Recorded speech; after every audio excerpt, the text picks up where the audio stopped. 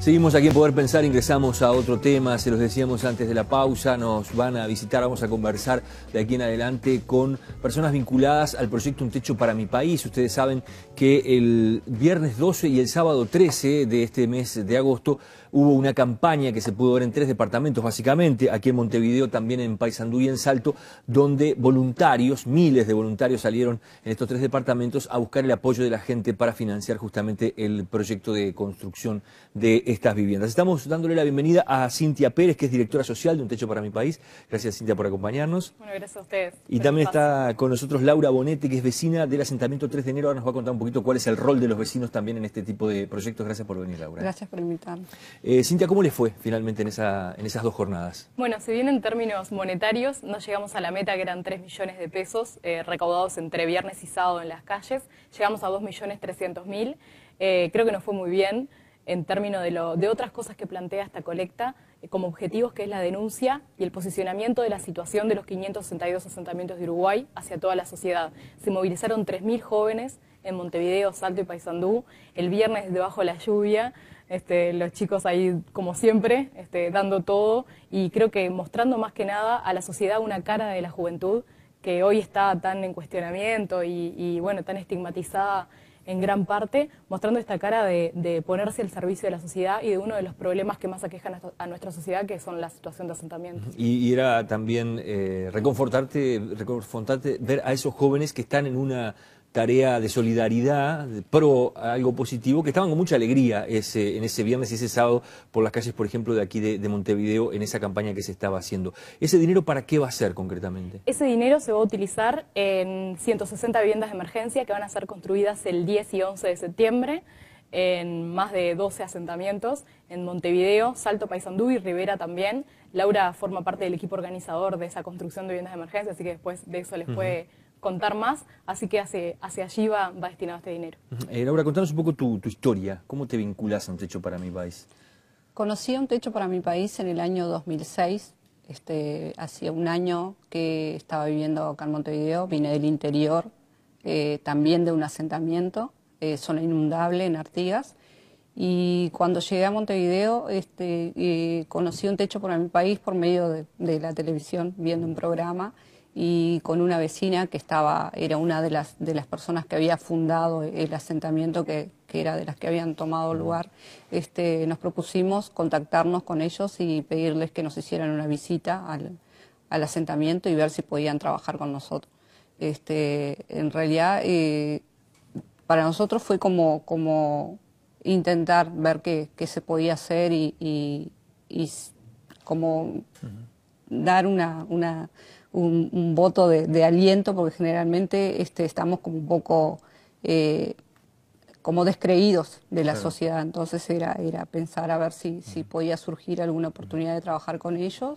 Los llamamos, estaban dispuestos a ir y conocer el asentamiento, y fueron y hicieron un relevamiento masivo, que es cuando se va a conocer al barrio, se visita familia por familia, se hacen encuestas a todas las familias, y ahí se empieza a trabajar con Laura, el asentamiento. tú que sos una vecina de un asentamiento, que nos contaste, bueno, viene de Artigas, de un lugar también precario, acá en Montevideo.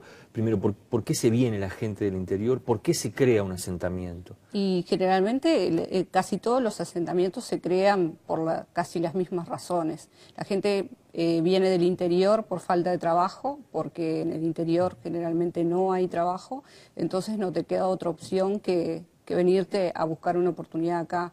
Y los asentamientos se crean porque la gente no tiene otro lugar para ir. ¿Vos con qué expectativas te viniste a Montevideo? O sea, ¿con qué venías? ¿Con qué herramientas? ¿Con qué...? En realidad con ninguna, solamente con la ilusión de poder llegar acá y bueno, con muchas ganas, con mucha esperanza, pero herramientas ninguna. Me vine con lo que pude traer de allá, porque en realidad ni siquiera la vivienda donde estaba la podía vender porque era zona inundable y era un terreno municipal. Entonces era dueña porque vivía ahí, pero en realidad no era dueña, como no soy acá tampoco. Entonces me vine con lo que pude traer, de las cosas que tenía, de lo que me había sobrado de todas las inundaciones que había estado en Artigas. Entonces me vine para acá nada más que con lo que pude traer y conocí a algunas personas que viven acá, conocidos, otros parientes, que también estaban como en la misma situación, se habían venido por las mismas razones y estaban viviendo en asentamientos, y fue cuando me dijeron del lugar ahí que se había tomado, pero está...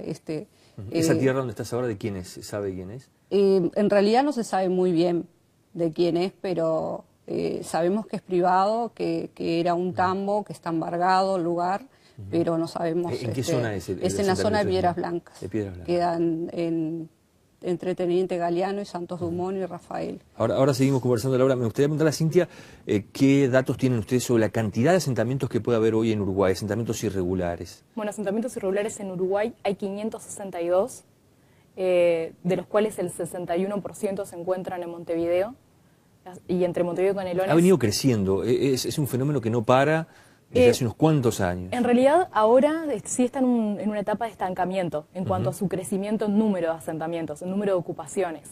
El tema de ocupar tierras data desde la década de los 50, ahí se comienzan las primeras ocupaciones. Los primeros son los cantegriles, que se les llamaba así, un poco bueno, como tema despectivo o paradójico con el Cantegril Country Club.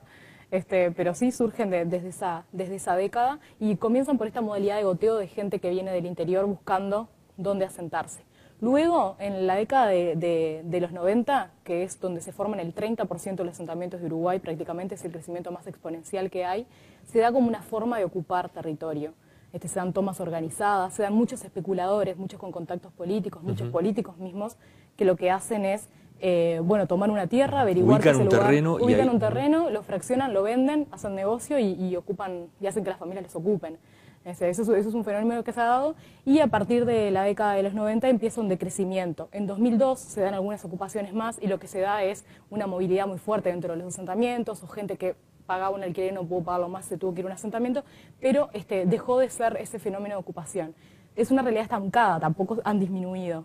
Hay hay cerca de 63.000 familias viviendo en asentamientos. 63.000 familias viviendo en asentamientos. Son cerca de 300.000 personas viviendo en esas condiciones irregulares, lo que define un asentamiento es, además de la no tenencia legal de ningún título del terreno, es el tema de que no tener servicios básicos regularizados, o sea, agua, luz, saneamientos, o cosas que los asentamientos no tienen de forma regular.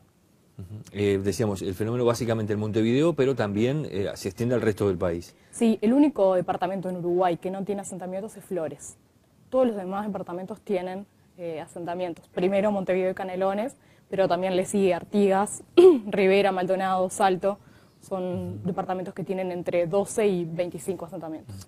Se los voy a pedir para hacer una pausa, después vamos a conversar sobre algunos planteos que hay alguno muy claro que se hizo desde el decano de la Facultad de Arquitectura cuestionando el proyecto de Un Techo para mi País, pero hay mucha gente que dice, bueno, en realidad lo que da Un Techo para mi País no deja de ser una especie de casilla de madera que tampoco soluciona mucho, no es una casa, no tiene determinados servicios que también son básicos. Ahora vamos a conversar cuál es la visión de ustedes, por qué hacen este tipo de casas, y sé que por allí también tienen alguna novedad sobre estos planteos que ha hecho el decano de la Facultad de Arquitectura, con alguna conversación con él en las últimas horas. Ya regresamos.